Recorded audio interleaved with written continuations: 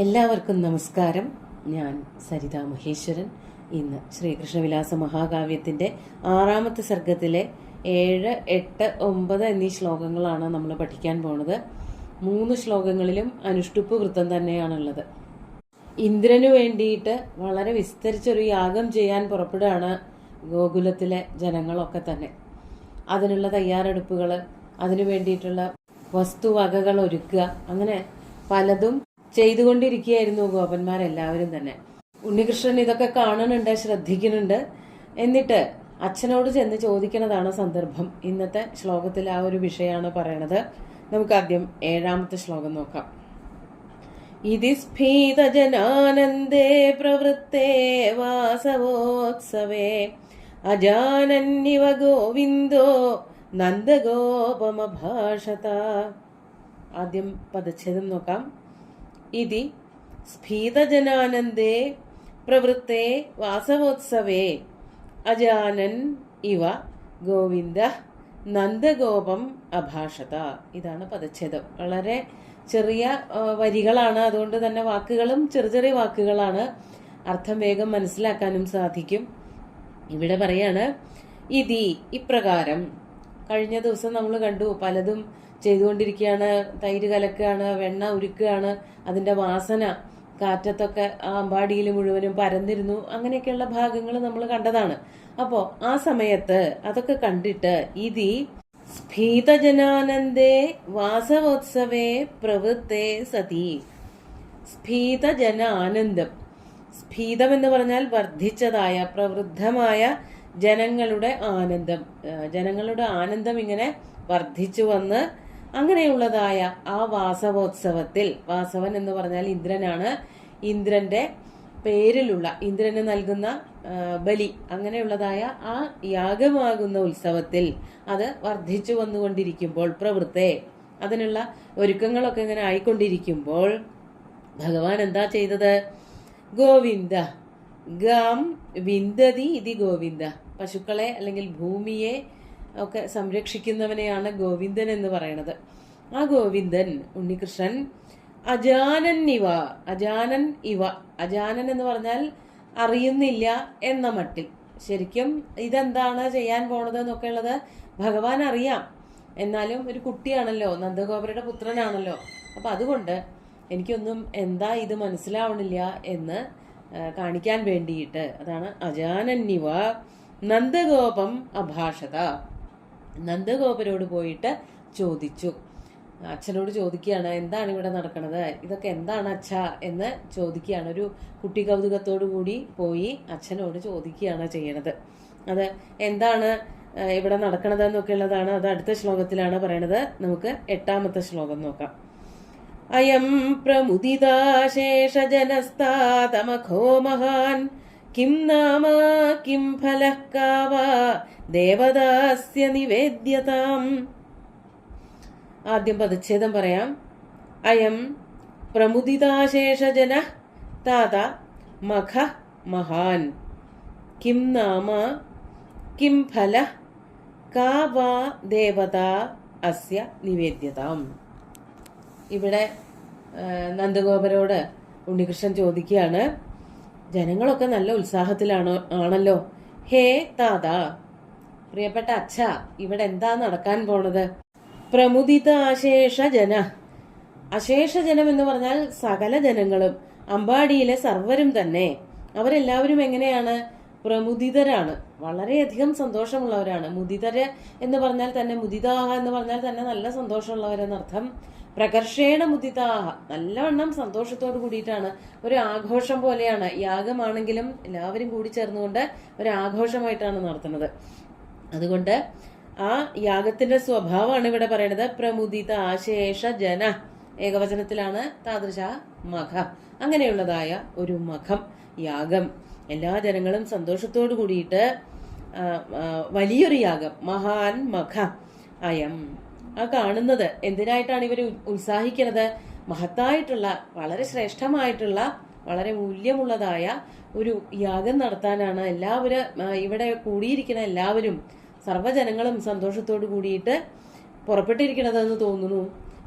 അത് ഏത് യാഗമാണ്, അതാണ് അടുത്ത വരിയിൽ ചോദിക്കുന്നത്. എന്തോ ഒരു യാഗത്തിനുള്ള പുറപ്പാടാണ് എന്ന് ബാലകന് മനസ്സിലായി, ഉണ്ണികൃഷ്ണന് മനസ്സിലായി. എന്നിട്ട് ചോദിക്കുകയാണ്, കിം നാമ, ആ യാഗത്തിന്റെ പേരെന്താ?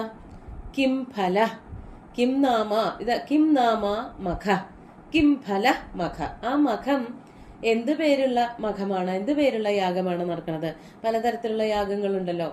ധനുർയാഗമുണ്ട്, പുത്രകാമേഷ്ടി ഉണ്ട്, അതുപോലെ തന്നെ പലതരത്തിലും നമ്മൾ കേട്ടിട്ടുണ്ട്. വിശ്വജിത്ത്, അതൊക്കെ വലിയ വലിയ യാഗങ്ങളാണ്. അങ്ങനെ എന്താ ഇതിനൊരു പേരിട്ടിരിക്കുന്നത്? ഈ യാഗത്തിന്റെ പേരെന്താണ്? കിം ഫല, ആ യാഗം ചെയ്തിട്ടുണ്ടെങ്കിൽ എന്തൊരു ഫലമാണ് നമുക്ക് കിട്ടാൻ പോണത്? മാത്രല്ല കാ വാ അസ്യ ദേവത ഇതി നിവേദ്യതാം. കാ വാ അസ്യ ദേവത, ആരാണ് ഈ യാഗത്തിൽ ആരാധിക്കപ്പെടുന്ന ദേവത? ആരെ ഉദ്ദേശിച്ചാണ് ഇത്തരം സംരംഭങ്ങൾ നടക്കുന്നത്? അപ്പൊ 3 ചോദ്യങ്ങളാണ് ഭഗവാൻ അച്ഛനോട് ചോദിച്ചത്, ശ്രീകൃഷ്ണൻ അച്ഛനോട് ചോദിച്ചത്. ഒന്ന്, എന്താണ് യാഗത്തിന്റെ പേര്? എന്താണ് അതിന്റെ ഫലം? അതോടൊപ്പം തന്നെ ഏത് ദേവതയെയാണ് ഈ യാഗത്തിൽ ആരാധിക്കുന്നത് എന്നിങ്ങനെ അതൊക്കെ എന്നോട് പറഞ്ഞു തരുമോ? നിവേദ്യതാം, എന്നോടൊന്ന് പറഞ്ഞു തരൂ, ഇവിടെ എന്താ നടക്കണത്, ആരെയാണ് ആരാധിക്കാൻ പുറപ്പെടുന്നത് എന്ന് ചോദിക്കുകയാണ് ഭഗവാൻ. എന്നിട്ട് അത് കേട്ടപ്പോ എന്താണ് നന്ദഗോപർ ചെയ്തത് എന്നാണ് അടുത്ത ശ്ലോകത്തിൽ പറയണത്. ഇതി ശ്രുത്വാ ഗിരം ശൗരേ പ്രഹർഷാകുലമാനസ ബാഹുഭ്യാം തം പരിഷ്വജ്യ നന്ദോ വചനമബ്രവീത്. ആദ്യം പദച്ഛേദം നോക്കാം. വളരെ ലളിതമായിട്ടുള്ള പദങ്ങളാണ്. പദച്ഛേദമൊക്കെ ചെയ്തില്ലെങ്കിൽ പോലും നമുക്ക് മനസ്സിലാക്കാൻ പറ്റും. എന്നാലും പറയാം. ഇതി ശ്രുത്വാ ഗിരം ശൗരേഹ പ്രഹർഷാകുലമാനസ ബാഹുഭ്യാം തം പരിഷ്വജ്യ നന്ദ വചനം അബ്രവീത്. അവസാനത്തെ വരിയിൽ അവസാനത്തെ 2 വാക്കുകൾ മാത്രമേ പദച്ഛേദം ചെയ്യാനുള്ളൂ. വളരെ ആകാംക്ഷയോട് കൂടിയിട്ട്, ഉത്കണ്ഠ അല്ലെങ്കിൽ ഉത്സാഹത്തോട് കൂടിയിട്ട് ഉണ്ണികൃഷ്ണൻ ഇങ്ങനെ അച്ഛനോട് ചെന്ന് ചോദിച്ചപ്പോൾ അച്ഛന് വളരെയധികം സന്തോഷമായി. അപ്പോൾ എന്താ നന്ദഗോപര് ചെയ്തത് എന്നാണെങ്കിൽ, ഇതി ശൗരേഹ ഗിരം ശ്രുത്വ, ഇതി ഇപ്രകാരം, കഴിഞ്ഞ ശ്ലോകത്തിൽ ചോദിച്ചത് പ്രകാരമുള്ളതായ ഗിരം വാക്കുകളെ എന്നാണ്. ദ്വിതീയ ഏകവചനാണ്.